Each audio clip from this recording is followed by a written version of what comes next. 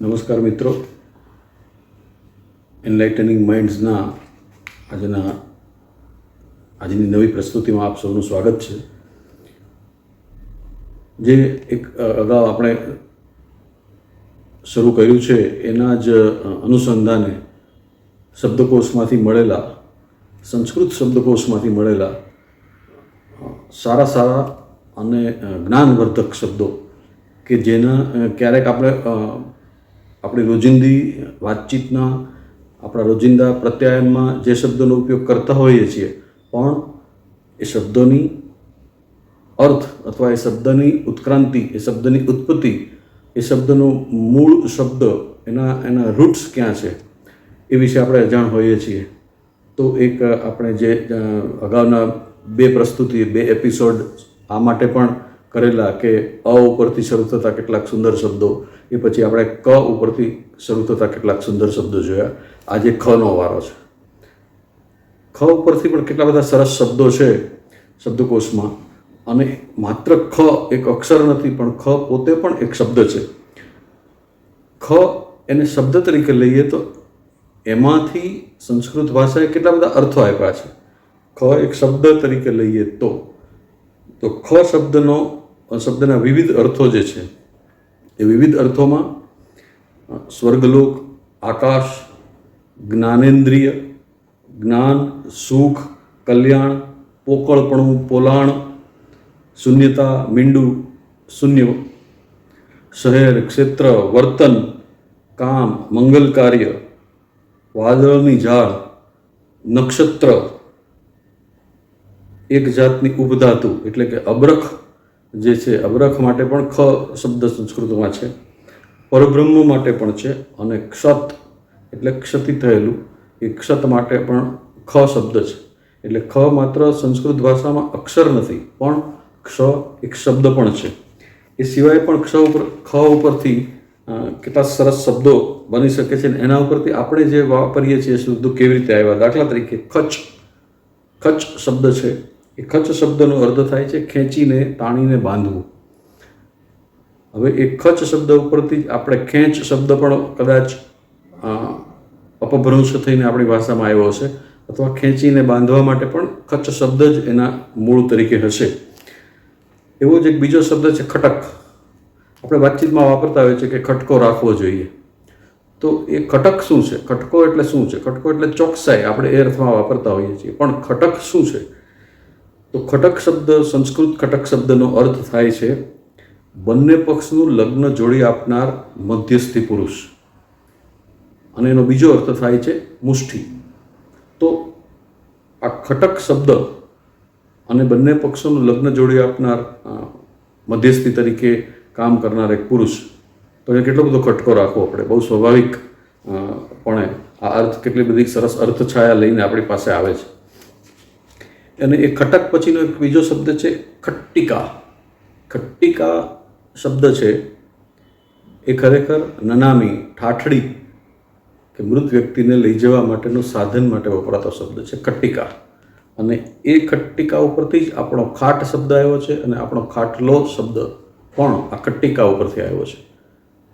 અને એની સાથે સાથે એ ખટ્ટિકા ઉપરથી કટ્ટારૂઢ શબ્દ પણ એક સંસ્કૃતમાં છે, કે જે ખટ ઉપર આરૂઢ થયો છે. હવે કોણ? ખટ્ટિકા શબ્દથી જોયું કે મૃત વ્યક્તિને લઈ જવા માટેનું સાધન, એટલે ખટ્ટિકા ઉપર આરૂઢ થયા હોય એ મૃત શરીર હોય. બહુ સ્વાભાવિક, સમજી શકાય એવો અર્થ છે. પણ શબ્દકોશ કટ્ટારૂઢ માટે બીજો અર્થ પણ આપે છે, અને એ છે તરછોડાયેલું અથવા ખોટા રસ્તે ગયેલું. એનો અર્થ એમ કે તરછોડાવું અને ખોટા રસ્તે જવું એ બંને મૃત અવસ્થાને સમકક્ષ ગણાય. તો આ શબ્દનો કેટલો સરસ વિનિયોગ બીજા અર્થમાં પણ કરવામાં આવ્યો છે. બીજો એક શબ્દ ખાસ કરીને ગુજરાતી ભાષામાં અને ગ્રામીણ વિસ્તારોમાં વપરાતો શબ્દ છે ખડકી. ખડકી એ સાંકળવાળા કોઈ દ્વાર માટે પણ વપરાતો શબ્દ છે. ખડકી એટલે બહુ વિશાળ દ્વારની વચ્ચેની જે ડોકાબારી જેવી નાની એક, જે હવે કિલ્લાઓમાં હતી, એ હવે સામાન્ય ઘરોમાં જોવા નથી મળતી, પણ જૂના કિલ્લાઓમાં આ વસ્તુ જોવા મળે છે. તો એના માટે વપરાતો શબ્દ હતો ખડકી, પણ એ ખરેખર સંસ્કૃત શબ્દ ખડકી જ છે અને એના માટેનો અર્થ પણ એ જ છે કે ગુપ્ત બારણું અથવા નાની બારી, આવો અર્થ પણ થાય છે. તો આપણે વાતમાં જ્યારે ખડકી શબ્દ વાપરશું ત્યારે આપણે સંસ્કૃત શબ્દ બોલ્યાનો ગૌરવ લઈ શકીશું. એ સિવાય ખ પરથી એક બીજો સરસ શબ્દ મને મળ્યો છે, ખાટ. હવે જે ખટ્ટિકા શબ્દનો જે અર્થ હતો એ જ ખાટનો અર્થ છે અને એ જ શબ્દ ખાટિકાનો છે. એટલે આ બધા શબ્દો જુદી જુદી વાક્ય રચનામાં જુદી જુદી રીતે વપરાય છે, પણ દરેકનો અર્થ મૃત વ્યક્તિને લઈ જવા માટેનું સાધન અથવા નનામી અથવા ઠાઠડી એવો જ અર્થ થાય છે. એ સિવાય પણ એક બહુ સરસ શબ્દ મને મળ્યો છે શબ્દકોશમાં સંસ્કૃત ખ ઉપરથી, ખોટ. આપણે જેમાં નુકસાન જાય છે એના માટે ખોટ શબ્દ વાપરીએ છીએ, પણ અહીં સંસ્કૃતમાં ખોટનો અર્થ થાય છે લંગડાવું કે ખોડંગાવું. એનો અર્થ એમ થાય કે જે ઉદ્યોગ કે ધંધો ખોટ કરે છે એ ચાલી નહીં શકે. આ અર્થમાં પણ આપણે ખોટ શબ્દને લઈ શકીએ. પણ સાથે સાથે એ ખોટનો બીજો અર્થ પણ આવ્યો છે અને એ છે ખાવું કે ભક્ષણ કરવું, એને પણ ખોટ કહેવાય છે. પણ એની સાથે સાથે આપણે એક બીજો શબ્દ વાપરતા આવ્યા છીએ આપણી ભાષામાં, તમારી વાત ખોટી છે, એ વ્યક્તિ ખોટી છે. તો આ ખોટી શબ્દ છે એ પણ સંસ્કૃતમાં જુદો અર્થ ધરાવે છે. ખોટીમાં જો ટીમાં રસ્વ ઈ વાપરવામાં આવે તો એનો અર્થ થાય છે ધુતારી અને યુક્તિપૂર્વક વાત કરનારી વ્યક્તિ. એટલે એની વાત ખોટી છે કે વ્યક્તિ ખોટી છે એમ કહીએ ત્યારે આપણે એને ધુતારી અથવા યુક્તિપૂર્વક વાત કરનારી વ્યક્તિ તરીકે સંબોધીએ છીએ. અને એ જ ખોટી શબ્દમાં જો ટી દીર્ઘ ઈ કરવામાં આવે તો એ એક જાતનું વૃક્ષ પણ થઈ શકે છે. તો સંસ્કૃતના આ કેટલા સરસ શબ્દો ખ પરથી પણ આપણને મળે છે. શબ્દકોશમાં ખ પરથી શરૂ થતા સંસ્કૃત શબ્દો ઓછા છે, પણ જે છે એ ખરેખર આપણને રોમાંચ જગાવે એવા કેટલા ખડકી, ખોટ, ખટકો એ બધા શબ્દો આપણને અચંબિત પણ કરે છે.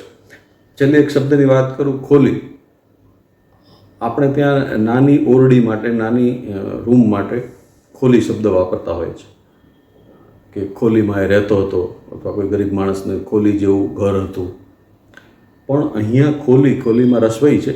એ ખોલીનો અર્થ થાય છે બાણ રાખવાનો ભાથો, જેમાં તીર અને બાણ રાખવાના હોય ભાથો જે છે એને ખોલી શબ્દ આપવામાં આવ્યો છે. તો મિત્રો, ખ ઉપરથી આવા સરસ શબ્દો મને મળ્યા છે અને આજે આપની સાથે વહેંચવાનું મને ગમ્યું. એ પછી આ જ પરંપરામાં અને આપના પ્રતિભાવો જો મને મળતા રહેશે તો આ જ પરંપરામાં હવે પછીના આપણે આવા સુંદર શબ્દો શોધી કાઢીશું શબ્દકોશમાંથી ગ ઉપરથી બનતા. ત્યાં સુધી આ પ્રસ્તુતિને વિરામ આપીએ અને આપને જો આ શ્રેણી ગમી હોય શબ્દકોશના કક્કાવાર વાતો કરવાની તો આપ જરૂર કોમેન્ટમાં આપ જણાવજો અને આપનું લાઈક અને સબસ્ક્રાઈબ કરવાનું ભૂલશો નહીં.